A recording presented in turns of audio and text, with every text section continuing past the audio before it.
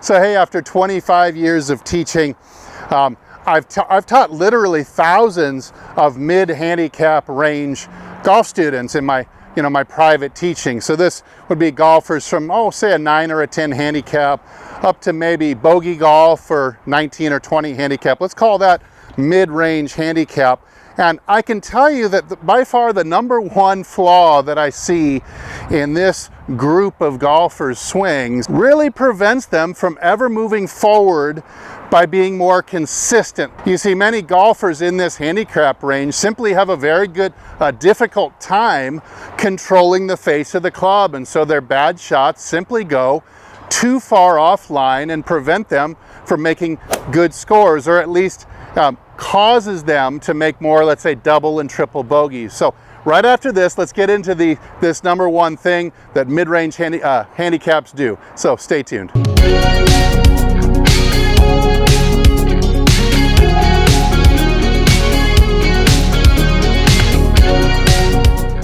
Hey, this is Steve with HitItLonger.com. I'm on a journey to hit it longer and straighter off the tee, all the way to the green, because that's what makes golf more fun. If you're on the same journey, I hope you'll join me. Subscribe, hit the bell notifications, like this video, and leave a comment down below because it really helps out what I do.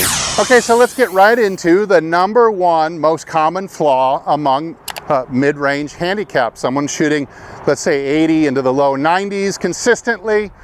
You know who you are out there, and you'd really like to get better, but you just simply make too many double bogeys, triple bogeys, hit the ball into trouble too often on your longer shots. The #1 error, now watch how I've set up with about a 30-degree bow at the hips. So not sinking at the knees, but bowing at the hips. But at impact, my butt will have left this chair well forward, moving towards the ball, and usually because of that, my head will go up and back to counteract the weight moving over my toes. Still at this point, I can feel my weight over into the toes of my left foot. You can see my right foot action has a lot of heel lift, and at impact, essentially my body looks very tall. The shaft gets very tall, and the only way I can make this club kind of now fit and hit the ball as squarely as I can is to radically alter the hand path. Even if you had it right going back, you start to pop up, you're going to have to raise the hand path up here and bring it down more like a Ferris wheel, coming down like this. And when this happens and you do the combination of errors this way, the shaft will get very tall and will tend to come into the ball very, very open with the heel leading. So most people doing this, even though they might be swinging even a little bit out to in to help counter the open club face, their miss is generally still mostly open-faced, high slice, and a lot of heel contacts. Now, once in a while, once you've learned how to really flip that thing over and you're looking like this halfway down, hand path is very vertical into the ball, path is going to be outside in, I might learn how to flip this face over like this and get this thing to smother hook or duck hook off to the left.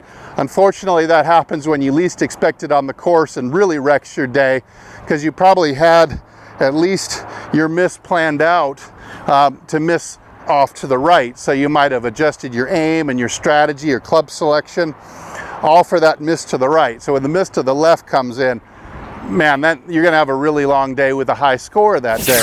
Okay, so the solution is in this simple drill. Now, this drill can be broken up into a few sub drills that you can do both at home and on the driving range. I've got a chair, but you could also use the wall, and I've got my a shaft or a alignment stick pulled out of the bag in this strategic location, the head cover on top of it. You may have seen this drill before if you've watched my channel. This is kind of a combo drill. Essentially what we'd be trying to do here is, if we can keep the rump back this way, it essentially very much steepens our body. And so this vertical hand path is just no longer going to work because we'd bury the club in the ground 3 feet behind impact. Let me hit one and I'll show you how this would work.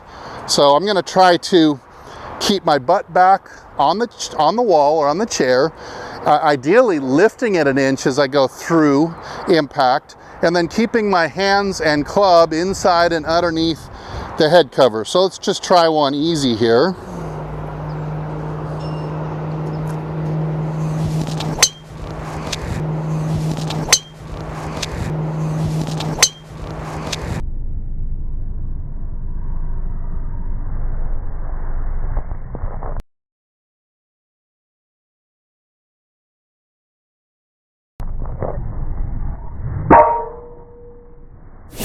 And see, at the end of the swing, my left hip is still in contact, even increasing the pressure on the chair behind me.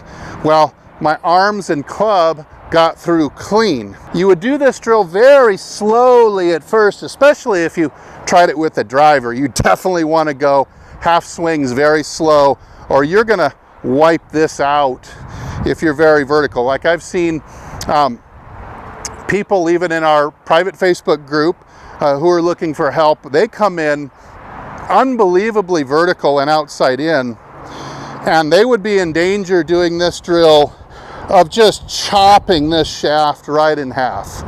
And that's why you'd want to go really slow so you can consciously direct the action. Now, if you just broke this into sub drills and you wanted to do them one at a time, of course we can't all bring a folding chair or something like that to the range with us, like I've got here. But we can do this at home where I'm just going right cheek, push, left cheek. So notice my push, wind up, right butt cheek only on the wall. My left has orbited down and around as it should. Now I'm going to lift the chair with both butt cheeks an inch, stick it out, steepen the body, increase the hip flexion rather than reducing it that you'd normally do, and then lift it another inch as I turn through. So keep the pressure going back, lift the chair 1 inch halfway down, and lift it another inch following through. You want to practice that a whole bunch of times. When you take that idea to the range, you want to film yourself and try to go slow and easy with the short iron, trying to keep the rump back. Now you can also do this shallowing drill. It's absolutely fantastic drill to do to force your arms into a shallow and more inside out path. And all you've got to do here is, again, get this set up right. You can see where this is. It's trying to come up around elbow high and maybe just 5 or 6 inches outside my elbow line when I get set up. So maybe 8 inches outside my elbow line. We'll put it in position and really force me to come back into the ball this way, not this way, and it prevents an over the top as well. But any way you could get steep and come down at it from the outside in will be prevented by this club head and club sitting here. So let me hit one more. It actually makes your swing feel really good.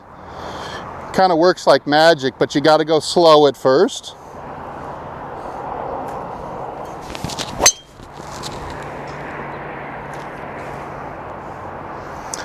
And there's another good one down the fairway. It feels kind of automatic when I have these two things in place.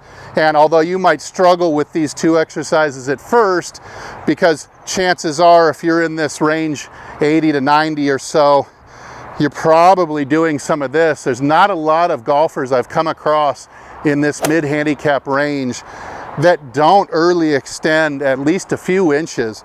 Most people, I find, they get very tall, almost straight up and down at impact. It makes the swing plane have to get very vertical.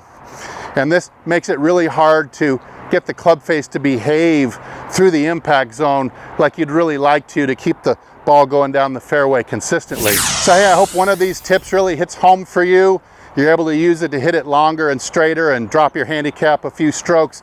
If so, let me know. I'd love to hear updates. Leave it in the comments. So hey, I'm going to go back to working on these fundamentals a little bit more, but thanks for watching. Thanks to Golf Development Complex in Moore Park, California for hosting us. That's where I'm located. And hey, I'll either see you in the next video or I'll see you longer and straighter down the fairway. Take care.